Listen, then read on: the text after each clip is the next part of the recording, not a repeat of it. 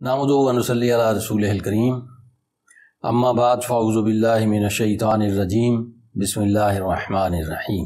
ناظرین محترم، یہ سورۃ بقرہ کی آیت نمبر 256 ہے، ایک ہی آیت ہے، اور انسانی حقوق اور انسانی شرف اس کے حوالے سے ایک بہت ہی بنیادی اور اہم قسم کی تعلیم ہے اس کے اندر، تو اس لیے میں ایک ہی آیت پر آج کے درس قرآن کا اختتام کروں گا۔ ارشاد ہوتا ہے لا اکراہ فی الدین، لا کا معنی نہیں، اکراہ جبر، فی الدین دین میں، دین میں کوئی جبر نہیں ہے۔ قد تبین الرشد من الغی، تحقیق واضح ہو چکی ہے رشد، رشد کا معنی ہدایت کا راستہ، من الغی، غی کا معنی بغاوت کا راستہ، یعنی ہدایت کا راستہ اور بغاوت کا راستہ، یہ دونوں قرآن مجید نے واضح کر دیے ہیں کہ آپ نے بندہ خدا بن کر رہنا ہے یا بندوں کا خدا بن کر رہنا ہے، یہ آپ کا اپنا انتخاب ہے۔ تو دین اسلام یہ ہے کہ بندہ خدا بن کر رہیں، اس میں آپ کی بھی بھلائی اور انسانیت کی بھی بھلائی، لیکن انتخاب آپ کا ہے، آپ نے منتخب کرنا ہے راستہ، کہ چننا ہے اپنے لیے کہ کس راستے پر چلنا ہے۔ یہ بات ہوگی، وضاحت میں تھوڑی دیر بات کرتا ہوں، پہلے ترجمہ مکمل کر لوں۔ فَمَن يَكْفُرْ بِالطَّاغُوتِ، جو طاغوت کا انکار کرے گا۔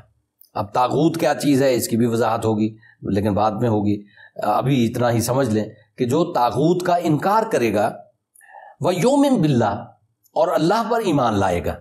اب اس سے یہ بات ثابت ہو رہی ہے کہ طاغوت اللہ کے مقابلے کی کوئی چیز ہے، تعین اس کا ہم نے بعد میں کرنا ہے، لیکن اب یعنی بنیادی طور پر یہ بات سمجھ لیں کہ جو طاغوت کا انکار کرے گا اور اللہ پر ایمان لائے گا، اللہ پر ایمان لانے کا مطلب یہ وہی ہے کہ اللہ کا بندہ بن جائے گا، ہاں جی۔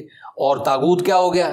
بندوں کا رب بننا، بندوں کا رب بننا، یہ اس کی وضاحت میں بعد میں کرتا ہوں، لیکن فی الحال اتنا ہی آپ ذہن میں رکھیں۔ فَقَدْ اسْتَمْسَكَ بِالْعُرْوَةِ الْوُثْقَىٰ، اس نے عروۃ الوثقیٰ تھام لیا، یعنی اس کو اس کا سہارا پکڑ لیا، ہاں جی، اس کو مضبوطی سے پکڑ لیا۔ عروۃ الوثقیٰ کیا ہے؟ مضبوط حلقہ، ہاں جی، بہت ہی مضبوط چیز، اس کو اس نے پکڑ لیا۔ کس نے؟ جس نے طاغوت کا انکار کیا اور اللہ پر ایمان لایا، یعنی اللہ کی، یعنی بندہ رب ہونے کا اقرار کر لیا کہ بندگی کا راستہ اس نے اختیار کر لیا، تو اس نے ایک بڑا مضبوط حلقہ تھام لیا، یعنی مضبوط سہارا پکڑ لیا۔ لا انفصام لہا، یعنی جو ٹوٹنے والا نہیں ہے، یہ اتنی مضبوط چیز ہے۔ اللہ پر ایمان، اللہ کی تعلیمات کی سچائی پر ایمان، اللہ کے رسول کے راستے کو اختیار کرنے پر ایمان، اور اس کے اندر کامیابی اور نجات پر ایمان، یہ اتنا مضبوط راستہ حلقہ ہے کہ جس میں ٹوٹنے کی گنجائش نہیں ہے۔ یہ انسان کو بھی اتنا مضبوط بنا دیتا ہے کہ انسان ٹوٹتا نہیں ہے، بکھرتا نہیں ہے، تو اور پریشان بھی نہیں ہوتا۔ واللہ سمیع علیم، بے شک اللہ تعالیٰ سمیع، سننے والا ہے، علیم، جاننے والا ہے۔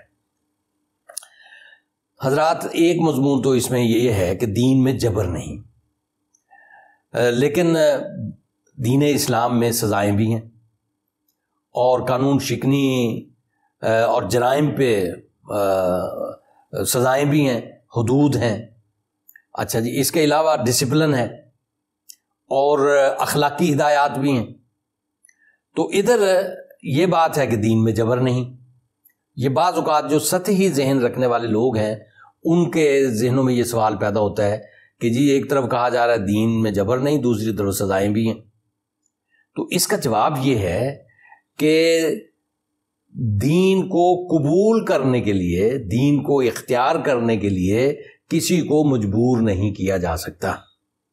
اسلام میں داخل کرنے کے لیے کسی پر جبر نہیں کیا جا سکتا، یعنی دین اسلام، دین کوئی بھی ہو، جو بھی دین ہے، اس کا تعلق لوگوں کے دلوں کے ساتھ ہوتا ہے، اور دل جو ہیں جہاں پہ جھک جائیں سو جھک جائیں، تو ان کو جبر کے ذریعے کسی وہاں پہ نہیں جھکایا جا سکتا جہاں پہ وہ جھکنے کو تیار نہ ہو۔ کئی تو کٹ مرتے ہیں اور کئی منافقت پہ اتر آتے ہیں۔ تو آپ تسلیم اسے کریں گے کہ جس کا سچائی آپ کا دل تسلیم کرے گا۔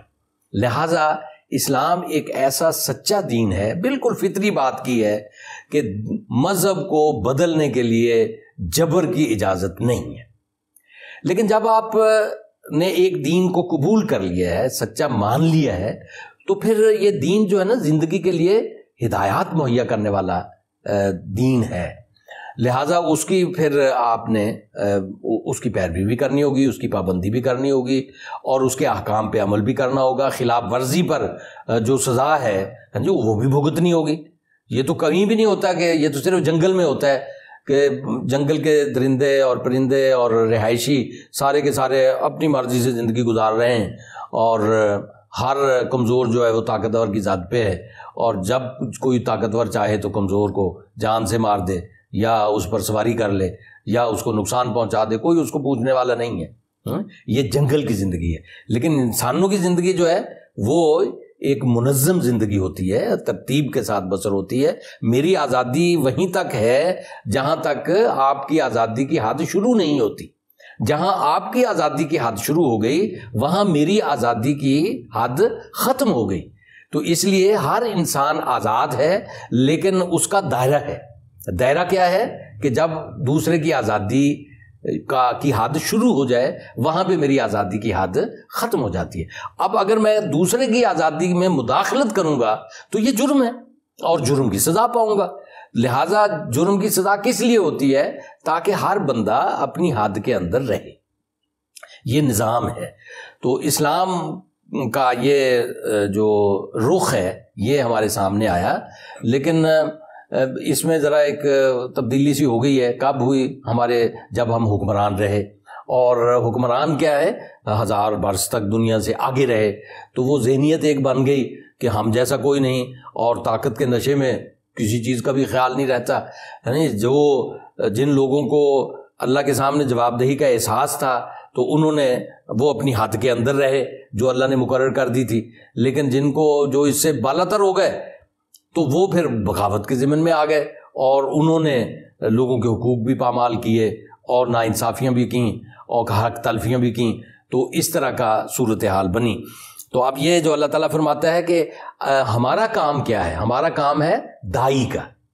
عام مسلمان بھی دائی ہے، اور جو ہمارے علماء کرام ہیں وہ بھی دائی ہیں، دعوت دینے والے۔ اور ایک حیثیت ان کی ہے کہ اسلام کی تعلیمات کو نکھار کے پیش کر دینا، ہاں جی، واضح کر کے لوگوں کو بتا دینا کہ اسلام یہ ہے۔ اور پھر نظام جو قائم ہوتا ہے، نظام کا کام ہوتا ہے کہ وہ حدوں کو قائم کرے، ہاں جی، جو حد پھلانگنے والے ہیں ان پر حد کو نافذ کرے۔ تو یہ نظام کا کام ہے۔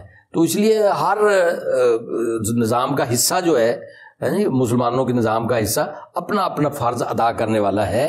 تو اس لیے مسلمانوں کو، علماء کو چاہیے کہ وہ یہ بات واضح کریں کہ کیا چیز یعنی اطاعت ہے اور کیا چیز اطاعت نہیں ہے، اور راغب کریں کہ ہم بندہ رب بن کر رہیں، بندوں کے رب بن کر نہ رہیں۔ اور طاغوت کیا ہے؟ انسانوں کا رب بن بیٹھنا، جی، انسانوں کے اوپر سواری کرنا، ان کے حقوق پامال کرنا، ان کو مختلف طریقوں سے اپنے تابع رکھنا۔ اللہ کی تابع داری ہے یہاں پہ اسلام میں، اور کوئی ہستی ایسی نہیں ہے کہ جس کی تابع داری کی جائے۔ رسول صلی اللہ علیہ وسلم کو اللہ نے خود اسوہ حسنہ ٹھہرایا ہے، لہٰذا رسول کی اتباع اللہ کی رضا ہے، ہاں جی، رسول کے پیچھے پیچھے چلیں، سیدھے جنت میں پہنچ جائیں گے۔ وآخر دعوانا الحمدللہ رب العالمین۔